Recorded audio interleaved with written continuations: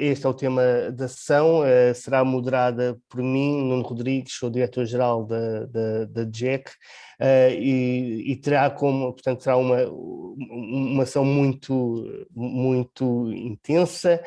Começaremos pelo professor José Verdasca, que é o coordenador da estrutura de missão para a promoção do sucesso escolar e que também preside a equipa que foi responsável por elaborar aqui a monitorização do plano de recuperação das aprendizagens. De seguida teremos o professor Pedro Abrantes, subdiretor-geral da DGEC, e que nos irá falar sobre a plataforma que todas as escolas receberam na semana passada, esta plataforma de monitorização do plano. De seguida teremos a professora Margarida Matos, que é coordenadora do estudo que está a ser desenvolvido, que irá começar a ser desenvolvido e aplicado nas escolas e que está a ser realizado pela DGEC, pela DGE, pelo PNPSE, em parceria com a Ordem dos Psicólogos, com a Fundação Carlos Gulbenkian e com a Universidade de Lisboa, e que pretende verificar o impacto da pandemia na saúde psicológica e no bem-estar das crianças e dos alunos e dos jovens das escolas portuguesas.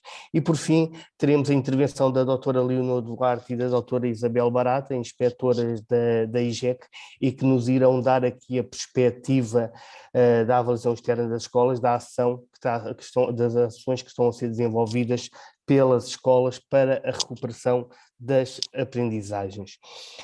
Sem mais demoras e porque o tempo está muito limitado, passaria já a palavra ao professor José Verdasca.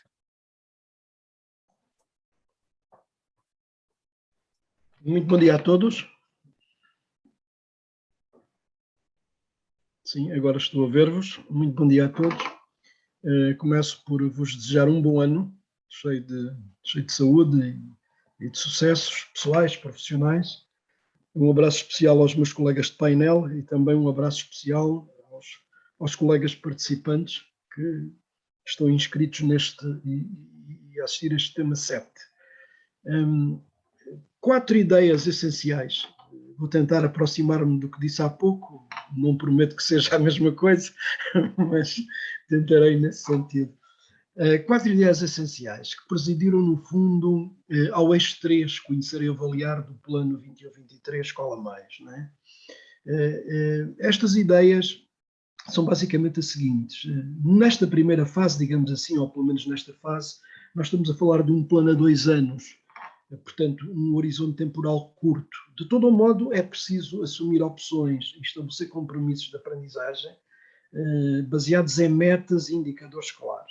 É muito importante que isso aconteça e que se mobilizem instrumentos de aprofundamento também da informação, de modo a que haja possibilidade de disseminação de práticas, que haja lugar à promoção de redes de escolas, redes colaborativas de escolas, e no fundo que isso sustente ou possa vir a sustentar estudos como aqueles que se vão desenvolver provavelmente já este ano, de eficácia e eficiência das medidas e das opções tomadas nos diversos contextos escolares, e que são contextos diversos, são contextos que têm as suas características próprias e que têm as suas singularidades.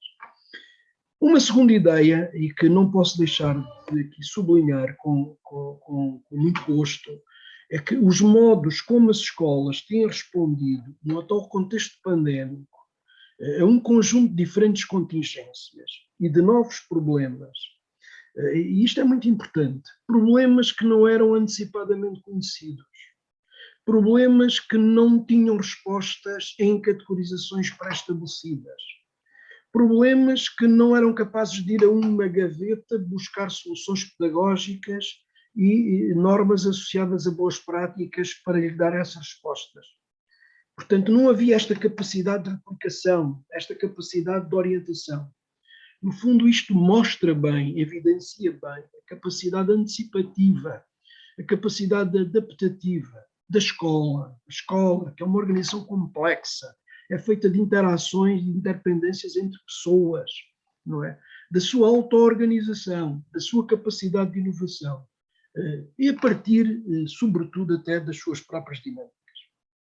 Uma terceira ideia é que, nestes quadros globais, o que é que vale? Valem alianças e sinergias. Quer dizer, ninguém sozinho, nenhuma instituição sozinha, por si só, é capaz de realizar os seus projetos pedagógicos in vitro, digamos assim, como se o mundo restante pudesse ser isolado. Não é? E neste sentido, julgo que é muito importante ter em conta os ensaios de territorialização educativa, os quais têm contribuído para abrir novos caminhos de possibilidades, quer na produção contextualizada de respostas locais, de execução autónoma de base comunitária, de base institucional, que mobilizam diferentes centros de decisão do território, estruturas em rede, estruturas estas que podem ser de projeto, podem ser de formação, podem ser de informação, podem ser de gestão, e de outro tipo, numa teia de interações e de múltiplas, e com uma configuração tão variada de interdependências, que lhe têm dado um poder de envolvimento com largo efeito multiplicador naquilo que são essas respostas. Sobretudo quando nestas estratégias globais e nestes ensaios de territorialização, o que nós temos são alinhamentos em torno de compromissos claros, em torno de alvos educacionais convergentes, bem definidos e claramente assumidos por todos, por serem comuns. Por último, uma ideia que também tenho vindo a procurar sustentar desde há uns anos esta parte, é que a educação é um campo do conhecimento que, apesar de gerar tantos resultados de investigação, são múltiplos os estudos de investigação, as teses, as dissertações, e a própria ação pedagógica, nos mais diversos contextos escolares, ser também ela própria fonte inesgotável de conhecimento.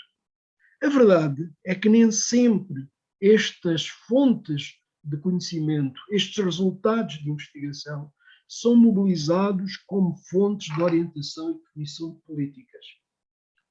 Há uma frase de Mangé que eu aprecio, mas prefiro dizê-la de outro modo, em que ele diz: o Estado precisa de saber o que a nação sabe. Eu não gosto muito dela, acho que ela é mais bonita e tem muito mais sentido se for enunciada de outra maneira. Portanto, eu prefiro dizer: a nação escolar precisa de saber o que cada escola e comunidade faz e os modos como faz. E o que é que se quer dizer com isto? No fundo, é muito importante fazer do conhecimento e da sua gestão, e em particular do conhecimento contextualizado, um recurso central, que não sirva apenas para informar decisores políticos, mas seja ele próprio passível de ser usado como instrumento de governação pedagógica, em cada contexto, em cada local. E é por isso que estes dispositivos de informação e monitorização, que nesta fase estão nesta primeira etapa do levantamento do que se está a fazer, mas numa segunda etapa, provavelmente ainda no final deste ano letivo, já poderão haver alguns sinais sobre medidas, enfim, tendencialmente mais eficazes, mais eficientes, mais potenciadoras da aprendizagem. É por isso que, neste sentido, este tipo de instrumentos pode ser determinante, pode ser muito relevante na produção de normas associadas a boas práticas.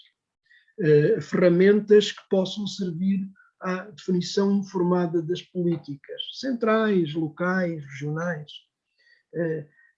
E servem bem estes princípios progressivos da autonomia da escola, que hão de requerer sempre alguma prestação de contas, mas sobretudo da autoavaliação, da autorregulação e da multirregulação educativa.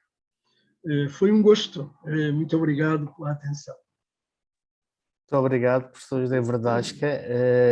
Eu não referi no início, eventuais questões podem ser colocadas no chat.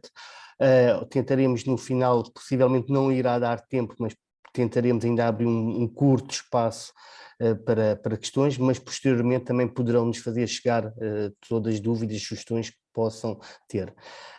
Agora passaria a palavra ao professor Pedro Abrantes, porque nos irá apresentar, falar sobre a plataforma. Bom dia a todos e a todas, feliz ano, primeiro que tudo, em nome da Direção-Geral de Estatísticas de Educação e Ciência. De facto, nós, em conjunto com as restantes direções gerais e serviços do Ministério da Educação, temos estado a trabalhar nos últimos meses no acompanhamento deste plano, de forma a perceber de facto como é que no terreno as soluções estão a ser desenvolvidas e como é possível realmente trabalhar esta recuperação de aprendizagens com mais qualidade. E efetivamente, neste trabalho, começámos por perceber que instrumentos já existem no Ministério da Educação para monitorizar estas medidas, de forma precisamente a evitar aquilo que muitas vezes as escolas se queixam, que é poder haver alguma redundância nos pedidos que fazemos. E, portanto, construímos um questionário que precisamente aborda apenas 11 das ações que compõem o plano. Como sabem, o plano o plano 21-23 é muito mais abrangente, tem um conjunto muito vasto de medidas, mas visto que nós, de facto, entre a nossa Direção-Geral e outros também serviços do Ministério, já temos outros processos de recolha de informação, identificámos que apenas sobre 11, pelo facto também de serem medidas mais inovadoras, de facto sobre 11 ações nós não temos qualquer registro de informação. E é fundamental termos para perceber de facto o que é que está a acontecer, o que é que não está a acontecer e quais é que são as soluções que as escolas estão a privilegiar e quais é que estão a ter mais dificuldade em implementar. Este questionário é um questionário bastante pequeno e fácil de preencher, foi testado com algumas escolas e nós agradecemos aos senhores diretores que foram contactados e acederam a fazer no fundo um teste para verificar se as perguntas eram facilmente perceptíveis e de resposta por parte das escolas. E no dia 6 de janeiro enviámos um correio eletrónico a todos os diretores, precisamente convidando para preencher este questionário através da plataforma que a Direção-Geral das Estatísticas de Educação e Ciência criou. Basicamente digamos assim, um questionário relativamente simples, tem, relativamente a cada uma daquelas 11 ações que eu referi, tem 5 perguntas, que na verdade têm o objetivo de perceber que ações é que as escolas têm em curso, quantos alunos ou quantas turmas é que estão a ser abrangidas, quantos docentes e técnicos estão a ser mobilizados, que medidas estão a ser preferidas dentro de cada ação. Na verdade, o que queremos, obviamente, é estimativas, portanto, não temos também o objetivo que sejam dados exatamente, porque sabemos que por vezes pode haver dúvidas num ou outro, mas queremos perceber, no fundo, ordens de grandeza e perceber o que é que está a acontecer em traços gerais na implementação deste plano. O prazo é até sexta-feira. Muitas escolas já preencheram, na verdade nós temos vindo a acompanhar e a resposta das escolas tem sido bastante boa, mas ainda falta um conjunto significativo e há muitas escolas que ainda não submeteram, portanto estão digamos assim a meio do preenchimento. É importante no final façam submeter, embora mesmo que não façam nós poderemos sempre aproveitar as respostas, mas quando fazem o submeter nós sabemos que no fundo a resposta já está concluída. As dúvidas que têm surgido são muito poucas, o que é bom sinal, porque também significa que as escolas estão a conseguir entender, mas temos realmente um endereço eletrónico no qual recebemos e respondemos a todas as questões que surgem. Como digo, têm sido poucas e sobretudo têm tido a ver com os recursos. O que nós percebemos, porque de facto foi uma questão que foi muito discutida no grupo, de facto é importante nós percebermos que recursos é que estão a ser mobilizados para este plano, mas obviamente sendo algo que é incorporado na prática das escolas, por vezes é difícil as escolas identificarem que aquele recurso naquela hora está a trabalhar para o plano e na outra hora não está. Então, na verdade, o que nós pretendemos é que efetivamente as escolas registrem com base, no fundo, na sua distribuição de serviços, ou seja, quais é que são as horas da componente letiva ou da componente não letiva que estão alocadas ao desenvolvimento destas ações, e tanto de professores como eventualmente também de técnicos que não são professores, mas que estão a apoiar a implementação destas ações. Basicamente, sabemos que depois há obviamente muito mais trabalho, que é o trabalho das escolas regular e no qual este plano vem incorporar-se. Mas aqui a ideia é perceber de facto quanto é que foi distribuído, digamos, especificamente para este plano.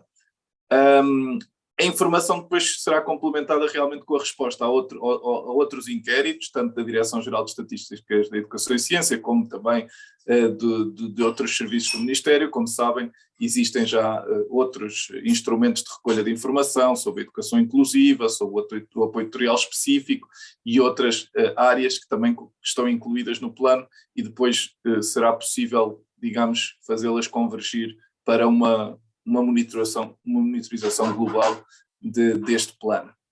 Para além disso, terminar por dizer que o nosso plano de monitorização, embora isso não faça parte desta primeira recolha, mas o que nós pretendemos mais adiante, obviamente também os resultados e os impactos não são visíveis imediatamente, mas o que pretendemos é também depois cruzar as ações que estão no terreno com impactos realmente nas aprendizagens. E para isso pretendemos de facto perceber como é que as aprendizagens observadas na avaliação interna, na avaliação externa, estão a evoluir de acordo com as estratégias que as escolas estão a seguir e, em particular, as ações do plano que estão a implementar. Portanto, fazer este cruzamento, que no fundo é o mais relevante, sobre que estratégias é que estão no terreno e depois que aprendizagens é que estão a proporcionar ou não aos nossos alunos.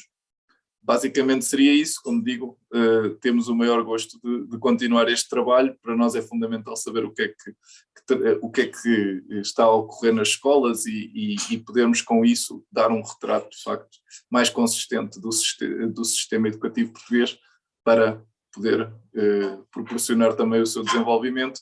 E cá estamos para vos apoiar e para esclarecer todas as questões que tiverem. Obrigado.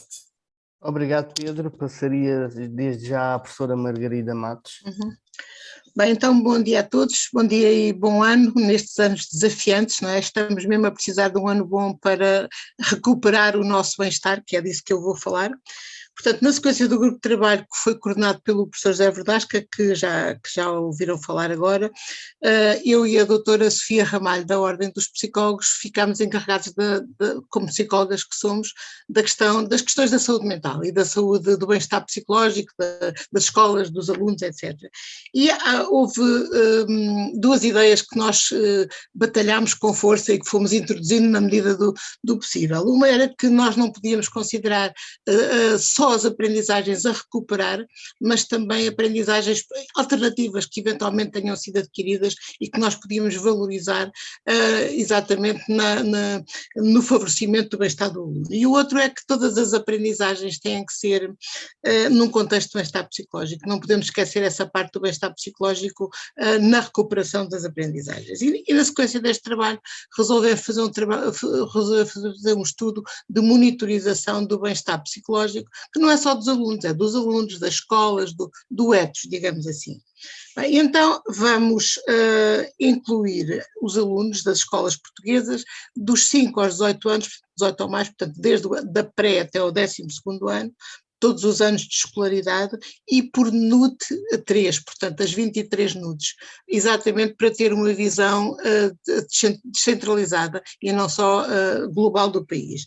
E a nossa avaliação do bem-estar psicológico vai ser centrada nas competências necessárias para esse bem-estar e não propriamente em critérios mais clínicos ou mais psicopatológicos. Não é isso que se pretende. O que se pretende é ver como é que os alunos estão em termos das suas competências que os façam ser capazes de reconstruir esse tal bem-estar ou o que possa estar alterado nele. As questões que vamos usar são questões que já foram usadas e que já foram validadas até em Portugal, em português, e que alguns de vocês conhecerão de outros estudos. Estou-me a lembrar, por exemplo, do estudo da OCDE, e daí a nossa ligação à Gulbenkian, das academias de conhecimento, em que há algumas das escalas que nós vamos utilizar. o estudo do HBSC ligado à Organização Mundial de Saúde, que também já conhecem, que nós fazemos em Portugal há 20 e tal anos, portanto todos os 4 anos, e por isso algumas questões dali. E outras questões relacionadas com o desenvolvimento positivo, exatamente na ideia que eu vos disse, que é avaliar as competências que os alunos têm para conseguir manter o seu bem-estar. Pronto, o estudo está a ser organizado pela Direção-Geral da Educação, Direção das Estatísticas Educativas, o Plano da Recuperação do Sucesso Educativo, a Ordem dos Psicólogos, a Fundação Carlos Gulbenkian e o Projeto de Aventura Social da Universidade de Lisboa.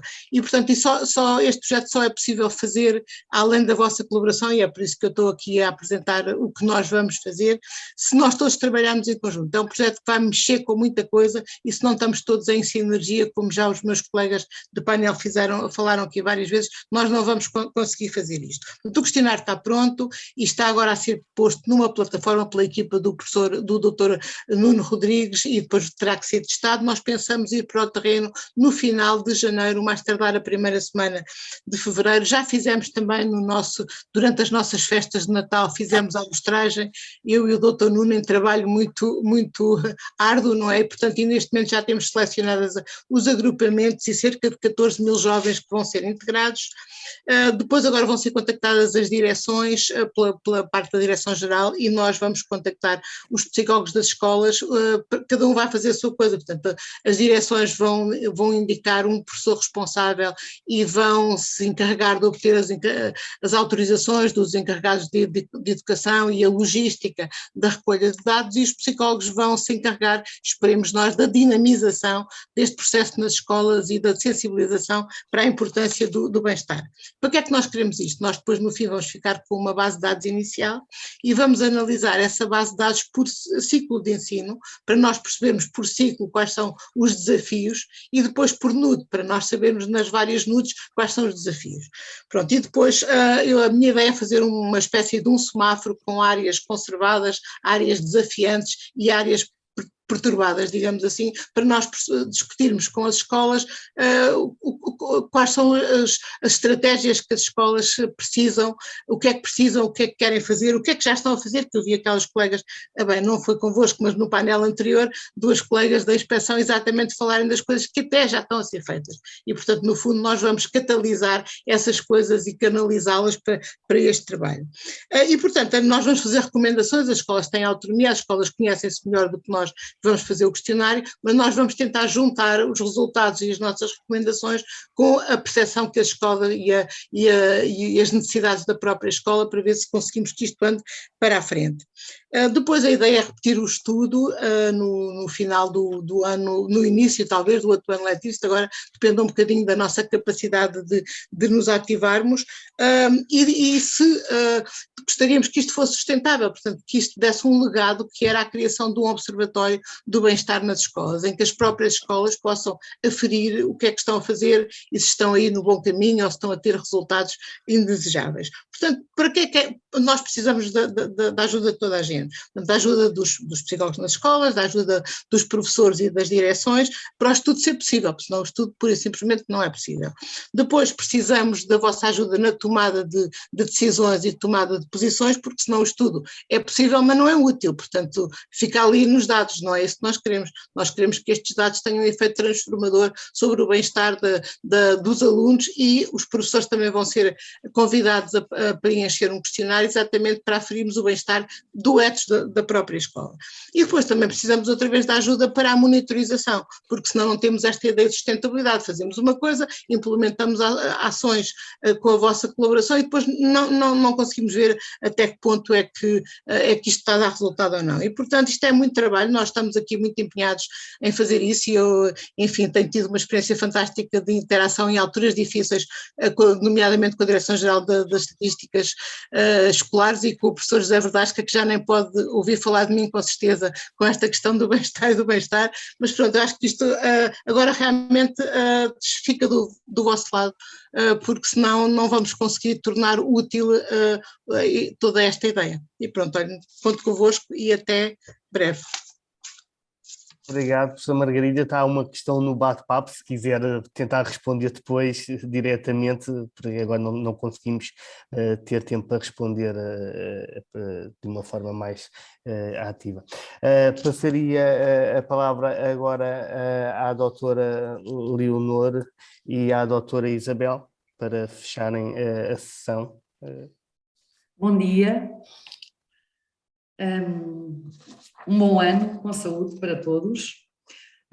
Sobre a ação das escolas para a recuperação das aprendizagens vista pela avaliação externa das escolas, que é uma atividade que realizamos na IGEC, o nosso trabalho incidiu na análise de 22 relatórios de avaliação externa realizada nos meses de outubro, novembro e dezembro de 2021. São, por isso, relatórios de uma presença muito recente nas nossas escolas. A partir do eixo ensinar e aprender, selecionámos estes 4 domínios e estabelecemos correspondência com os campos de análise do quadro de referência da avaliação externa das escolas. O nosso propósito é partilhar convosco o que as equipas de avaliadores observaram e trabalharam com as escolas e os juízos avaliativos produzidos nesses relatórios. Seguinte, quanto ao domínio mais autonomia curricular e considerando os 2 campos de análise, oferta educativa e gestão curricular, e ensino, aprendizagem e avaliação, os avaliadores dão conta da existência de domínios de autonomia curricular, de percursos formativos próprios no ensino secundário e criação de novas disciplinas, e isto são apenas alguns aspectos e alguns exemplos. Relativamente a aspectos que consideramos mais positivos ou pontos positivos, consideramos o projeto Economics, que responde de forma inovadora a desafios impostos pela sociedade atual.